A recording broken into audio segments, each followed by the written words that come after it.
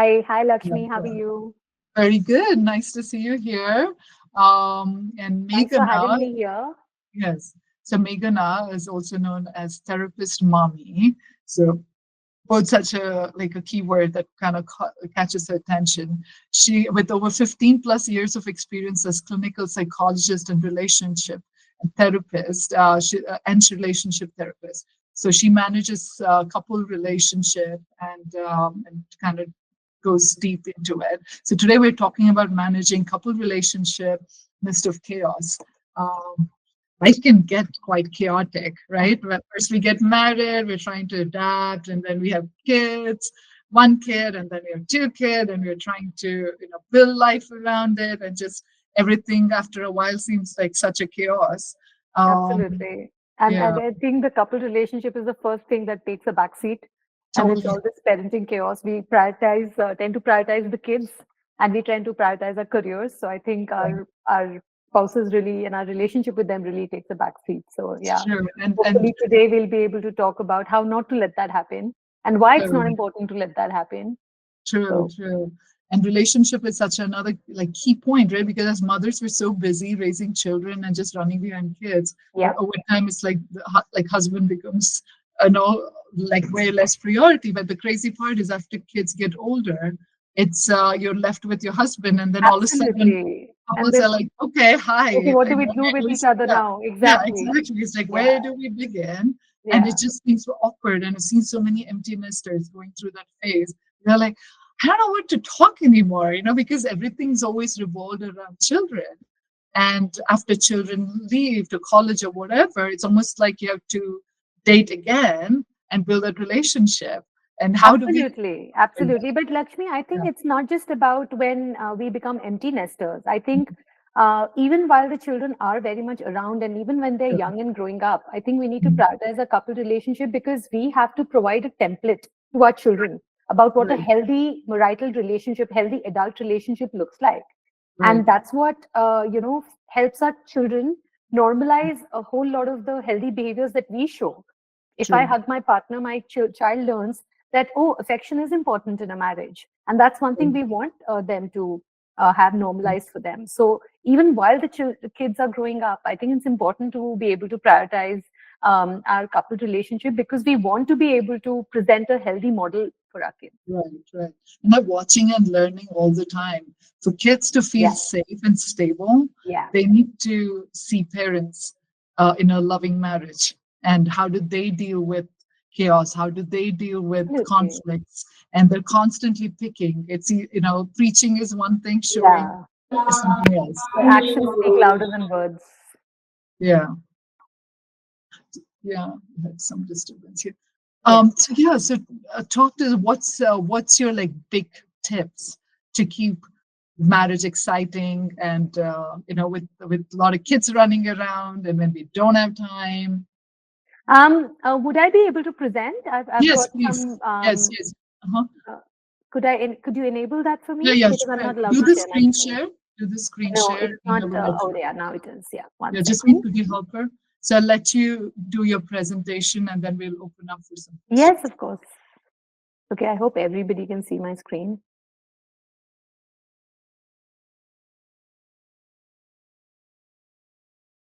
Yeah, is it all visible to everyone?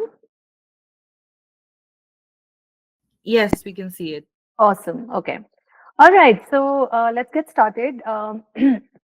Uh, before I begin, I would just like to say that yes, I'm a clinical psychologist and I see couples and parents for consultations in my private practice here in Bangalore. But I think the one common theme that I see running across is what Lakshmi and I were talking about in the beginning is that it's too much for generalization. So please forgive me for saying this, but I have seen in my experience as a therapist, I've seen this mostly to be true. So the husbands are prioritizing their mothers, and the mothers are prioritizing the wives are prioritizing their children. So this actually has to stop. It is not okay. And once we get married, our relationship with our partner actually becomes the primary relationship. Even our relationship with our own parents or our relationship with our children is secondary. So keeping that in mind, we need to, and a lot of people don't have this concept. I mean, especially in the Indian context, when I say that, oh, we need to prioritize a couple relationship, तो क्या हम अपने parents को ditch कर दें क्या? नहीं, nobody is telling you to not take care of your parents or to ditch your parents. But the idea is to be able to prioritize your marital unit as the primary unit. That's your primary unit from which every other relationship flows. So today's session is about how do you manage that and how do you put that back up on your priority list while also doing a good job, well, good enough job raising your kids. Okay, so why do we need to focus on us? I hope that's pretty clear. As I was talking to Lakshmi about this, for those of you who've just joined, well, focusing on our couple relationship also is a very, very important learning for our kids, right? They learn what a healthy relationship should look like. What are some of the things that are needed in a healthy adult relationship? And actions speak louder than words, right? So our kids are constantly observing us. Our kids observe how we are interacting with each other, how we are saying please and sorry and thank you to each other, how we are showing affection towards each other, how we are resolving conflicts, how we are living out our values. And today I have a very interesting exercise about that in the session. And how are we basically navigating our relationship? So a stronger relationship from which everything else flows actually helps us build a stronger family, because kids feel much more safe and secure when they see that their parents are putting an effort to cooperate with each other, be affectionate with each other, and get along with each other, right? So I know that PDA is something which is looked down upon in our culture, but I actively encourage couples to do PDA in front of their kids, whatever limit that they're comfortable with. And we'll come to that in a bit. But um, it actually does make and research says that when we are physically and verbally affectionate with our partners in front of our kids, it makes the kids feel safe and secure. Okay, so yeah, so focusing on us as the couple unit is very important. And what I mean by quality over quantity is, of course, we are all busy moms, right? We're raising kids, we're managing our careers, we're managing the kitchen, we're doing 1,000 things, a million things. You won't believe this, that in the midst of all this, so I'm having this session, I'm facilitating this session right now. Tomorrow, I have a full day couple workshop in Bangalore, which is offline. It's a 5-hour offline workshop for couples. And you can imagine the kind of preparation that goes into that. And amidst all this, I don't know what's wrong with me. I must be crazy. But I thought that, oh, my kids wanted to put up a bake stall today in our apartment. There is some event. So I was like, okay, let's do that as well. So since morning, I've been doing this presentation. I've been working on that workshop presentation, and I've been baking like 100 cupcakes. So that's what moms do, right? Moms are just take on a lot of stuff, and because we can do it. I mean, I wouldn't have done it if I couldn't have done it, but I did it because I can. And I know that moms are like that. A lot of us are very, very driven and very, very just very motivated to do a lot. But this does not mean that the focus on us should reduce, right? So quality over quantity means even if you have little time left at the end of the day for your partner, the quality matters, right? And how to make this quality happen is what I'll be discussing today. Of course, when you have a stronger relationship with your partner, then it acts as a buffer to deal with all the parenting challenges and stresses of your everyday life, because then your partner becomes your safe haven, your confidant, your punching bag. And that's what we all want, isn't it? Right. So I'll be discussing 5 strategies over the course of this session. And some of them you would already be doing. Some of them you probably would have heard but not tried. Some of them you would be surprised about, like, why are we talking about this? Right. So it could be a mixed bag for all of you. But my request to you is, even though I'm talking about 5 strategies today, my request to you is, if you can just take back one takeaway from this session, one strategy from today's session, I think we would have met our goal, right? So instead of taking it all in, focus on whatever speaks to you the most and take that and try to apply that for your couple relationship. Okay. So here goes. Strategy number 1 is scheduling date nights. Now, you would have probably read this a lot, but what does it mean? we don't really have the concept of date nights here in our context, Indian context, right? But actually, date night doesn't actually have to mean an expensive dinner out and wine and, spending a lot of money.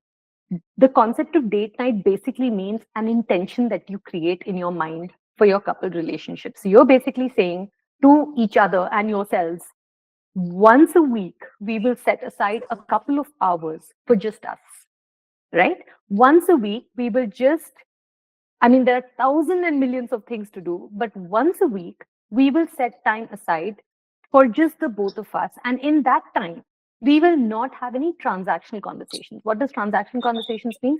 We will not talk about kids. We will not talk about Bijli ka bill. We will not talk about school fees. We will not talk about maid issues. We will not talk about our jobs. We will not talk about anything else, but we will talk about only about us and our thoughts and our feelings, right?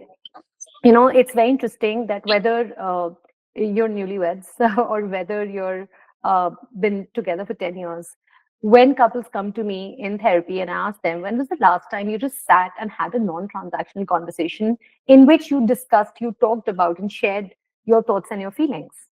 The answer invariably is, I don't remember, right? So that is a bad sign, my dear friends.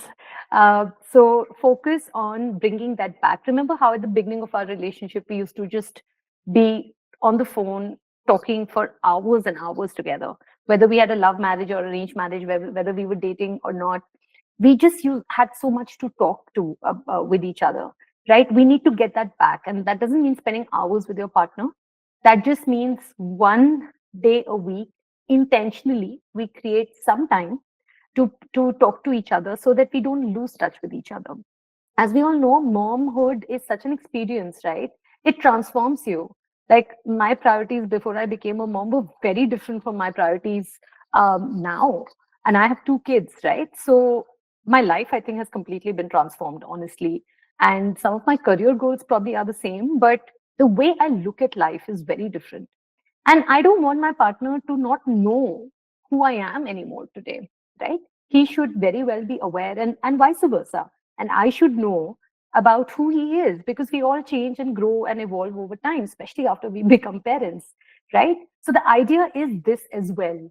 The idea for date nights or intentionally setting aside time is basically to be able to talk to each other, to keep in touch with each other, and to still know what are my partner's fears, hopes, dreams, and the lot, right? So yeah, so this is just an idea that after the kids are in bed, make your living room the date spot, set up a cozy corner with snacks and all, but you don't have to do it like that, right? The idea is setting intentional time aside and not having transactional conversations. Now, when I talk about scheduling sex, because sex is the one thing that after kids that completely takes the backseat, and sex is very important. There are many kinds of intimacy which we'll be talking about. Sexual, of course, is just one, but sex is still very important because a lot of people, whether you're a male or a female, many people find connection with their partners through sex. So there's a strategy that I recommend that people are like, that doesn't make sense at all, but it does. And it's called scheduling sex because research shows that when we schedule sex, scheduling sex is just like you schedule a meeting, right? In your calendar, you literally take time to block your and your partner's calendar and you say, hey, this means you're prioritizing it, right? This means that it's not like you're mechanically going about things when you're not feeling the desire, but it means that you're actually taking out time to get cozy, to get intimate with each other, whatever form sex takes. Sex is not just penis into vagina. Sex is also being intimate with each other. Sex is also sharing, being vulnerable with your partner. Sex is also foreplay. Sex is also kissing and cuddling and hugging. And sex is also showering you with your partner. So sex is all of these things, right? So scheduling sex means that you are intentional, again, intentional about making the connection with your partner happen. Okay. Okay. Now we come to all types of intimacy. So as I said, intimacy is not just one type. There is physical and sexual intimacy. There is emotional intimacy. There is intellectual intimacy. There is experiential intimacy, and there is spiritual intimacy. So let's take a look at what do all these different types of intimacies really mean. So physical intimacy, as we all know, is holding hands, hugging, kissing, foreplay. It could be intercourse, outer course, whatever, right? Emotional intimacies, of course, as I said, right? Sharing thoughts and feelings, showing your care and empathy towards your partner, having hard conversations, empathy, respecting them, etc. Now, what is intellectual intimacy? It's basically when you explore ideas and opinions with your partner. So you're having a debate about, which political party, did this, or some item in the news, or you read a book together and you have a debate about the ideas. Intellectual intimacy is also about supporting each other's personal growth, right? So that's intellectual intimacy. Experiential intimacy is simply just doing stuff together. So whether it's going for a trek together or just making a cup of Maggie noodles together, doesn't matter. Whatever you do, but it's basically one shared common goal, and you're doing stuff together, and you're intentionally present in that shared moment. That is experiential intimacy. There's, of course, spiritual intimacy, whether you are religious or not, whether you are atheist or agnostic or whatever, wherever you find yourself along the spectrum. Spiritual intimacy does not necessarily mean praying or meditating together. It could also mean talking about your shared values. So, my husband is an atheist and I'm an agnostic. And still, we have plenty to talk about in terms of how our values have changed over the course of, especially since having kids, as I was talking about, your priorities kind of change, your outlook towards life sometimes changes. So we regularly connect and talk about what are the kind of values we would like to give to our kids. And as I said, there's an exercise about that coming up. And we don't pray. Because he's an atheist, we don't really pray together, but we meditate together, and that becomes a beautiful experience of togetherness, intentional togetherness. So there are these many kinds of intimacy, and it'll be very interesting for you all to just assess which area, you as a couple, right? You and your partner, which area is something that you think you're doing well on, and which area you feel that, oh, we could, I think maybe we could stand to do some more work here.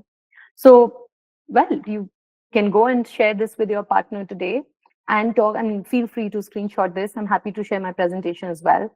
And think about what else can you do together. And that could be maybe the connection time that you have once a week with your partner. Right. So coming down to the third strategy, right? So you would have heard this many times. Every psychologist would swear by it: communication, right? What's the big deal about communication? The big deal about communication is that you need to keep in touch with each other. Your partner is not a mind reader. I know that you all see these reels on Insta where the wife is thinking something and the husband is thinking something completely else about what she's thinking. And they might be funny, but they reinforce a very silly at best and harmful at worst stereotype that, that men are supposed to know what you're thinking, or vice versa. But it's not true. None of us are mind readers. Even a psychologist is not a mind reader. So so it's very, very important to be able to constantly tell your partner what you need from them. And when I say what are my needs from my partner, obviously I mean emotional needs, right? What are my emotional needs from my partner is something that is very important to continually keep discussing with each other. What are our relationship goals, right? Like, just because we're married doesn't mean that we're supposed to look at our marriage the same way. So what are we wanting from this relationship? What are the needs that we want this space to fulfill for us, to meet for us? And what like when I see clients for therapy, when I see couples for therapy, I always ask them one thing: what are your short-term goals for your relationship, and what are your long-term goals? So short-term goals is something that you're looking forward to maybe achieving, say, in the next 6 months, right? So we want to be able to, well, make more time for intimacy. All kinds of intimacy could be a short-term goal.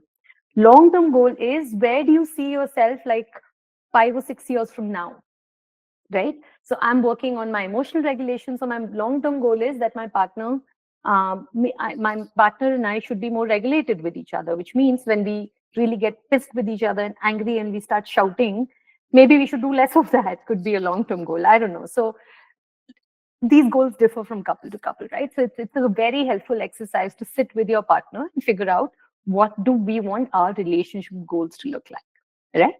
So, like for example, eating together as a family. If that's something that you want to prioritize, that could be a short-term goal. How do we make at least one meal a day together as a family happen?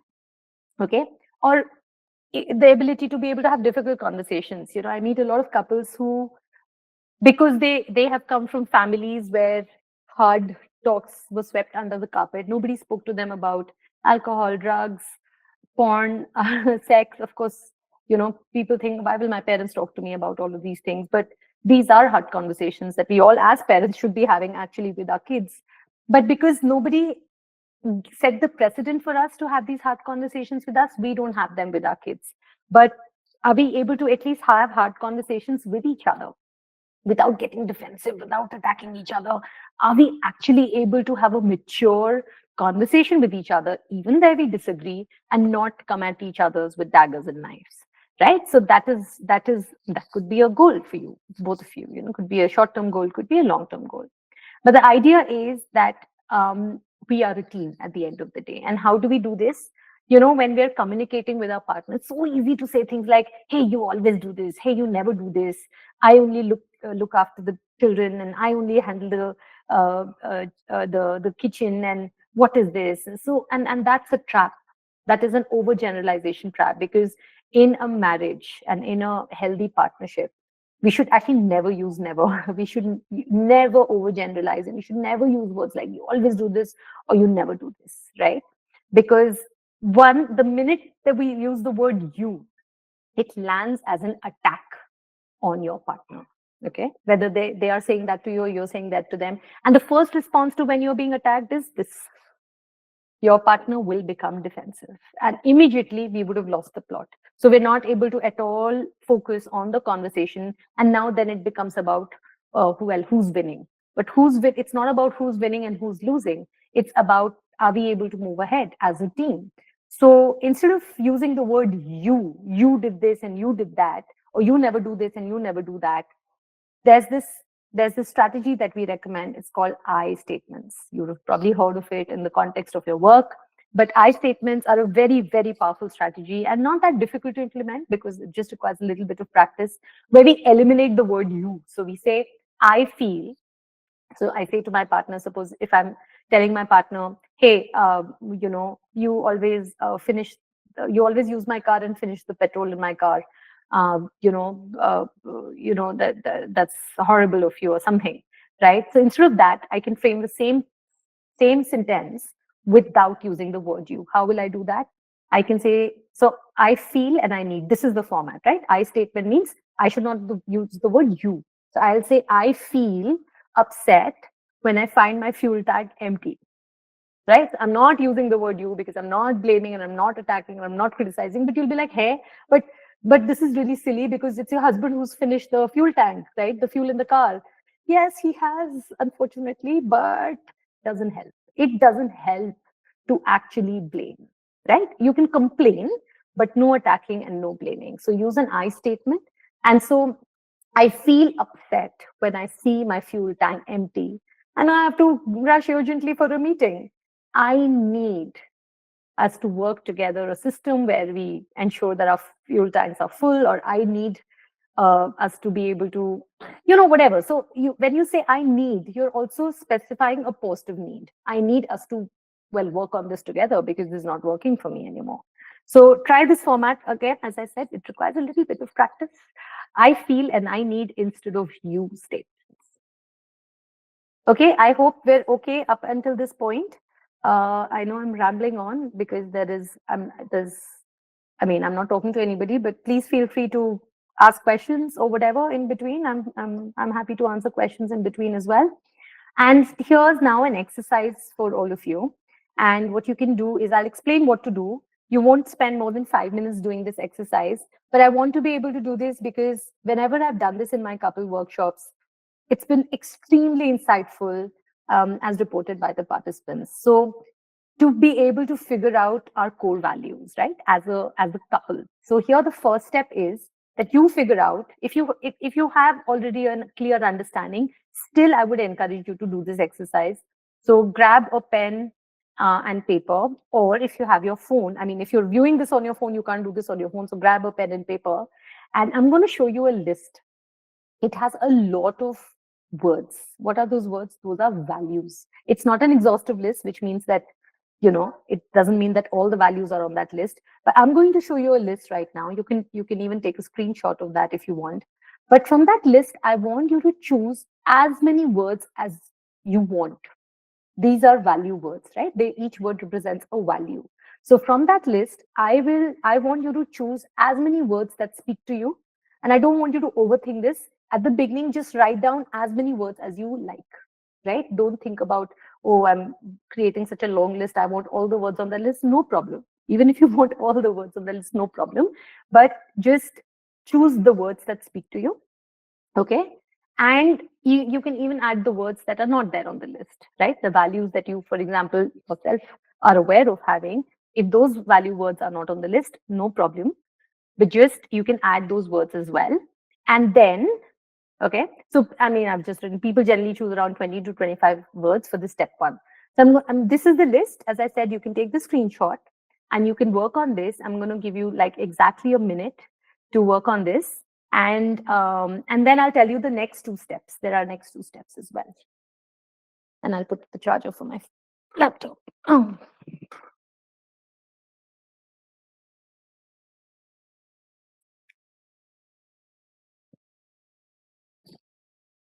Is the list of words clear to everyone? Is it visible?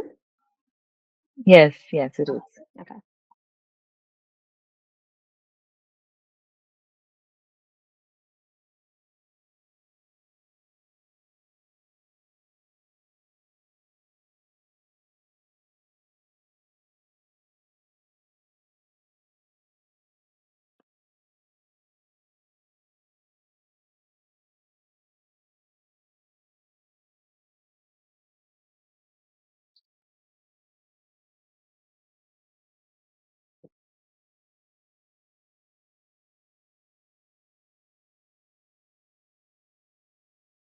Done? 1 minute is almost over.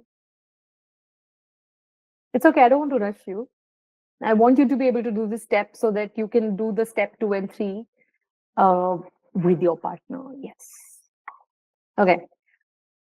Okay, 1 minute is up. So I hope even if you've not finished writing down all your words, you're still able to, you've still screenshotted this. And as I said, I'm happy to share this presentation. And we'll proceed now to steps 2 and 3.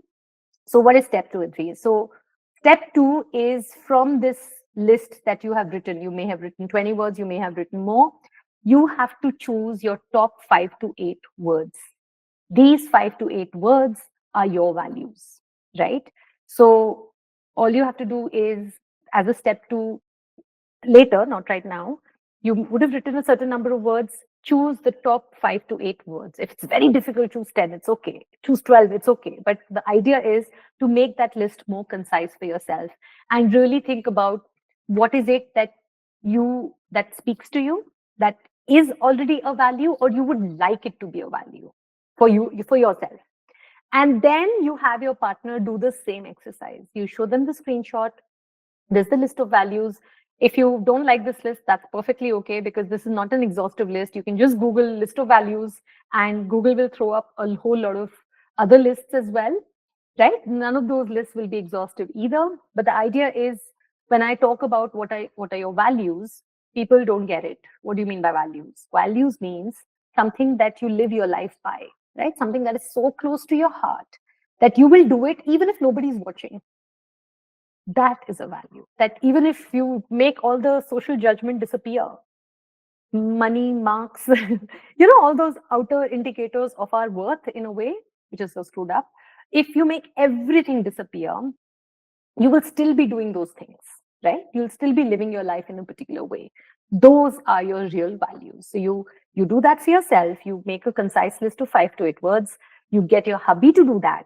And the most important step is step 3, wherein you sit together with your lists, and then you decide You merge those lists and you come up with a combined list of 5 to 8 values, a combined list, which you then decide this is going to be our family values, right? This is what we want to pass on to our kids. This is what we want to live our life by and want to show to our kids that this is important to us as a family.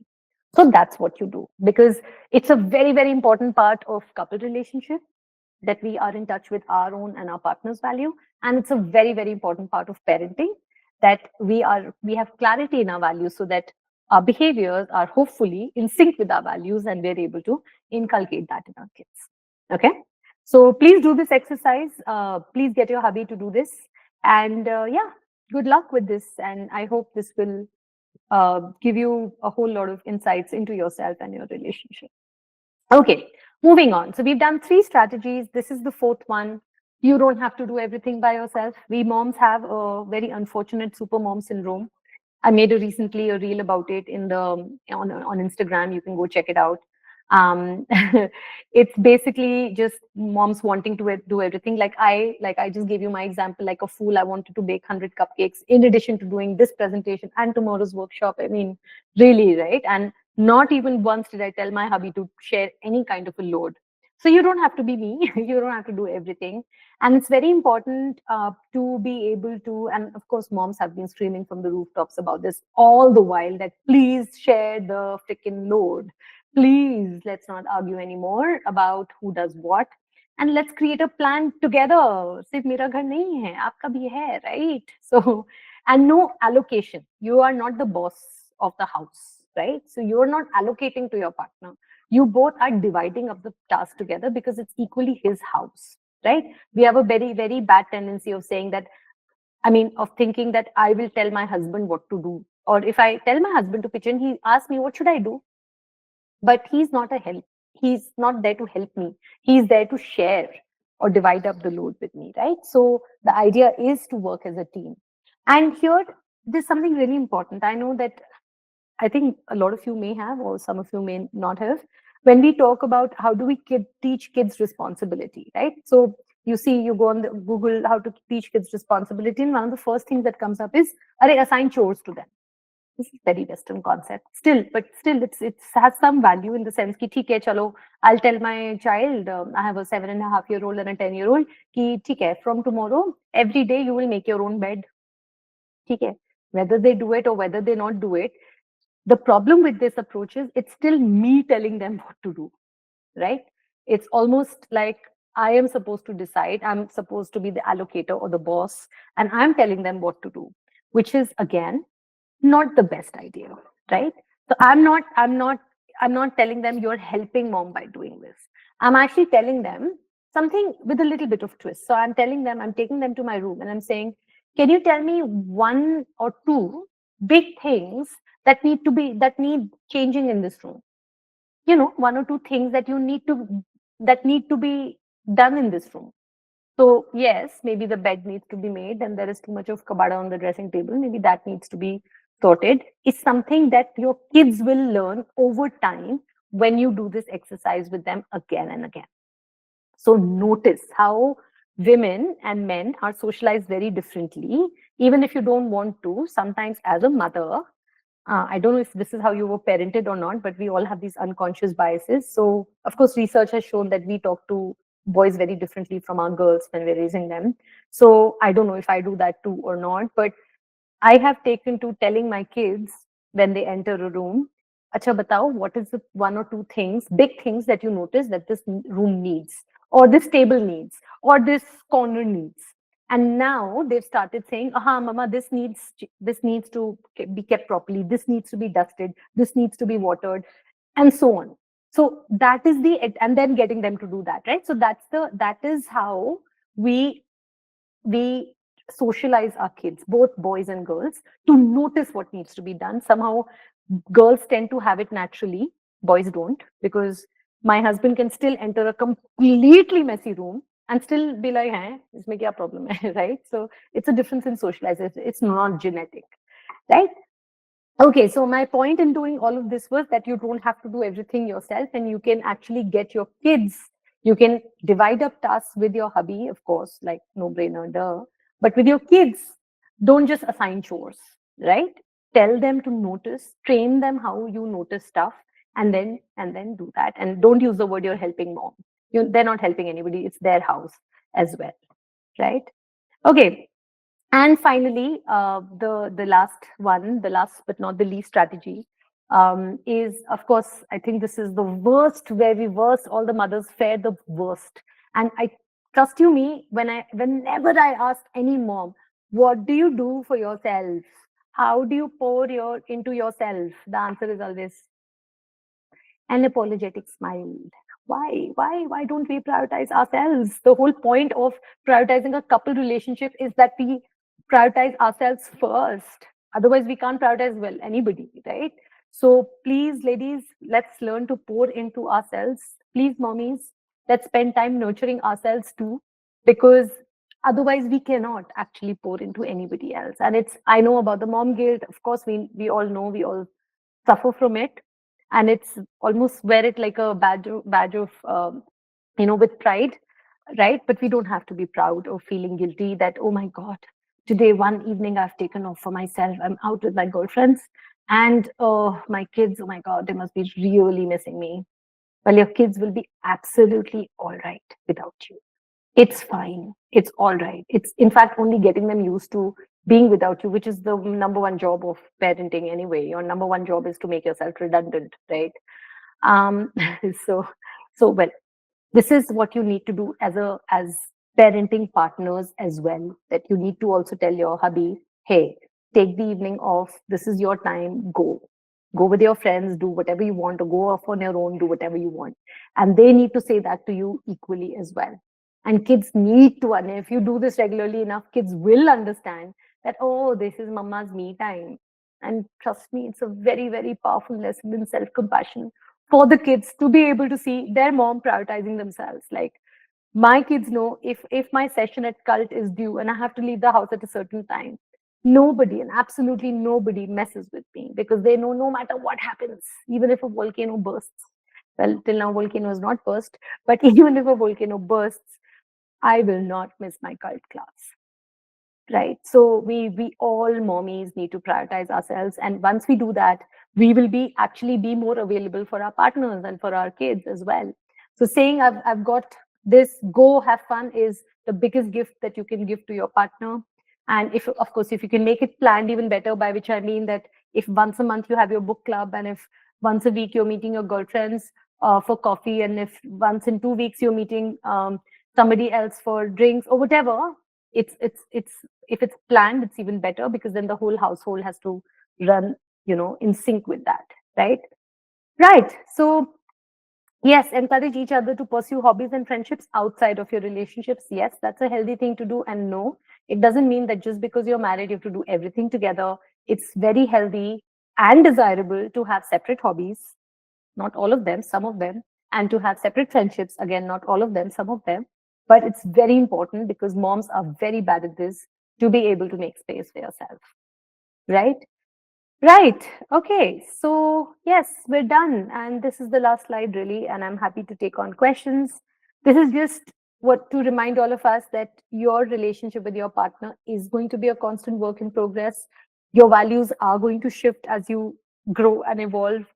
The way you connect with your partner, all those intimacies that we talked about, they are going to look different at different stages of your life.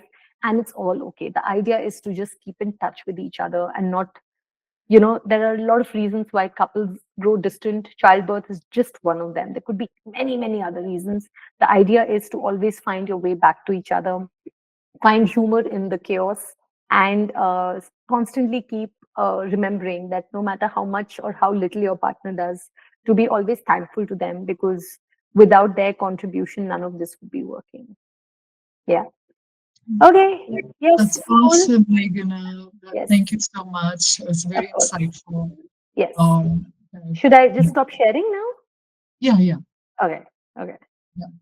All right. Yeah, we loved it. And when I was like 18, 19, I read this book, Men Are From Mars, Women Are From Venus. And that was amazing. That was like a Bible. And I kind of we got married like quite early, and it was like pretty much I'm like, all right, I'm going to apply this strategy. It's always kind of like work because it's just understanding how differently we are Yeah, wired yeah, yeah, really sets the rhythm for the marriage. And not to kind of default into it again, yeah, just expect things to happen and just assume something and think something, but everything else is going somewhere else. So having that conversation becomes such a yeah. key role, and having that great friendship with your spouse. I feel like a relationship should start on a good friendship. Absolutely. Yes, Yeah. I always say, absolutely. like, my husband's like my best friend. Like, we could talk for hours and hours and Yeah, hours. yeah, We'll never get bored. And that's why, like, even after kids go away, like, we'll have so much yeah. to talk about. To We'll be talk probably about. 80-year-olds and with dentures, and we'll be like, let's talk. And I feel like, That's that's so so cute. life's always like exciting, and it doesn't happen overnight. Um, Nothing is rosy. It's just about getting through disagreements and personalities and Yeah. our upbringing of, because two different personalities coming Yes. together, Yes. and it's finding that common ground of how to be together. Yeah. And I think, like, again, each one has their own formula that works for the marriage, Yes. and figuring that out. And I love the exercise you gave with the core value. Sometimes it's like we don't even know that We probably a don't core even know. value Yes. is Most like of the time, totally we don't different know thing. actually. Yeah. Right. So, Yeah. ladies, when tonight, just like grab your husband, do that Grab core him and say, value. "Hey, I've got something really raunchy for you." It's like, And this yeah, is the there we raunchy go. exercise. Here's the paper. And this is the raunchy And yeah, exercise. but that's how it starts, right? Even to Yeah. have raunchy marriage, and you need to Yeah. first have the connection. I Yes. feel like, if you don't have connection, nothing else is going to fall into place. And relationship should be more than just the intimacy. It has to be even a deep connection with your partner, Yeah. something that you're going to live with, right? Like, you're going to live with them the whole time, Yeah. and for many, many years, Yeah. probably more time than what we spend That with we the spend with our family. parents. Right. Exactly. So this is like Absolutely. literally the more critical relationship. Yeah. Even with our kids, that's our thing. It's like you guys came after. It's like Huh. we both came first. So Yeah. this is gonna be the first priority. They're like, what? Absolutely. Absolutely. Yeah. Yeah. Yeah, I go missed ahead. the Like, exercise part after choosing words, what to do. That's a question, Lakshmi. Should I take it? yeah, go ahead, please. So, did you make a note of who's that asking that question? Ritu. Ritu, did you make a note of the Yeah, Ritu, did you make a note of the core values? Well, even if you didn't see, the first step of that exercise was to just figure out values for yourself. Okay. Step two was squeeze it. It's a long list of values, but squeeze it to indicate the top 5 to 8 or 5 to 6 or 5 to 7, whatever your top values from that list. Okay. And then get your hubby to do the same. And the last step or the final step of the step three was to then you get together, you have your list of values, he has his list of values, and now you are determining or discussing and deciding your shared values, which will become your family values, right? This is what you decide as the top 5 values for us as a family. We want to be able to inculcate this in our kids, right? Maybe your husband feels very strongly about some of his values, you feel very strongly about some of yours. The idea is to merge the two lists and to determine the top 5 or 8, whatever number of values, and then to live kind of intentionally according to them, to have some sync between your behaviors and and what you tell your kids they should be doing. Suppose honesty is your top value, but if your uh, kid sees you lying to the iron wala or something, then they will realize that there's double standards happening here, there's lack of sync happening here. So it encourages us to also live out our values more honestly, right? So yeah, so step two was just determining your and your partner's values, and step three was just to determine your family values. Yeah, that's what it was. Yeah.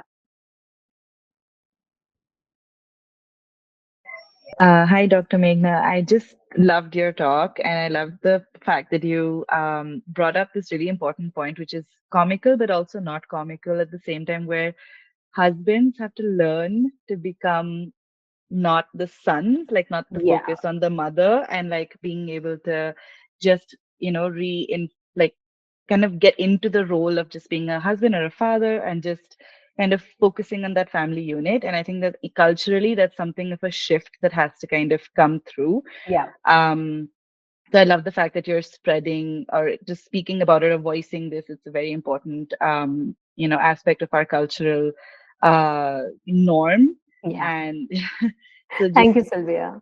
and also to say that I think joy and playfulness between partners and parents, like that's something that we lose touch with as adults a lot.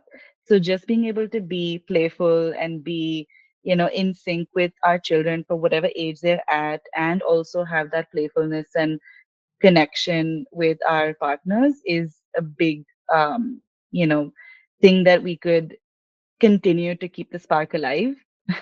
I agree. I completely agree. That's why I added that point of humor also at the end.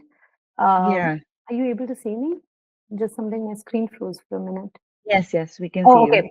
Oh, all right. So, yeah, I completely agree with you. Thanks for bringing that up as well. I think playfulness is very underrated. I don't know why we think just because we're adults and mommies and daddies, we should be like serious all the time. No, in fact, please go ahead and be silly with your partner and be silly, absolutely silly with your kids. They will love it.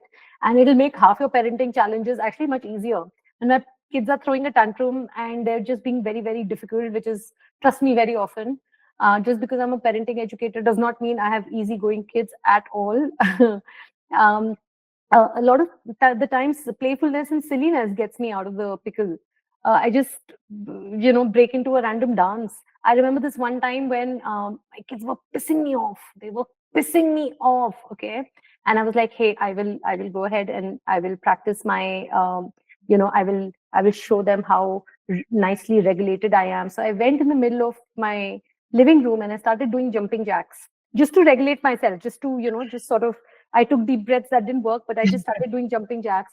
And the two duffers that they are, they came and joined me in the living room. And so they're a family of three standing in the middle of the room doing jumping jacks. And they're like, Amazing. what is happening? And then thankfully that just dissipated the tension and we all started laughing because it was so ridiculous. So I can't emphasize what you're saying enough in terms of being silly and being playful. It was not my original intention was not to be silly and playful, but it just turned out to be so. But now, of course, I use this strategy much more deliberately because it's just magic, and with your Yes. partner as well. Yes. So thanks so much for bringing that up. Hi, Dr. Meghna. Hi. Firstly, Pratiksha here. Hi. And Hey, I, Pratisha. I had one very important question. It was a lovely session. I could Thank definitely you. connect, which we could, get with. I want to ask you, what would be your, okay, I know maybe it might have a session of its own, but if you could just say one or two important things for couples in a long distance relationship. I do have my close ones, and I do see them. I mean, we all open up. We're family end of the day. So, what would be that one thing you would say to long distance, relationship couples? Yeah. Firstly, hats off to you that you're doing this long distance thing. It's so hard. So kudos to all the couples who are even doing this. I know it's probably not out of choice because you're always obviously pursuing some job or a career or studies even. And I mean, kudos to you. It's very brave for people to actually do that. But what I would say is really just the same thing. Keep your connection going at all costs, whether you're in the same time zone or different time zones. It's so important to have rituals, couple rituals, where you keep your connection going. So whether it's once a week where you have that call, a video call, wherein you absolutely make it non-negotiable that once a week we are on a Saturday night or Friday night or whatever, get together and we will spend this much time together. It's absolutely of its value packed, right? So keep the connection going. Make sure that you're talking about transactional stuff, but make sure that you set aside time for talking about your thoughts and feelings. Make sure you continue to invest in all types of intimacy. I know physical and sexual is very hard when you're so far away from each other. It's not impossible. You can still have phone sex, by the way, but it's still hard, and you can still continue to invest in all the other types of intimacy. So yes, keep the connection going is what I would say.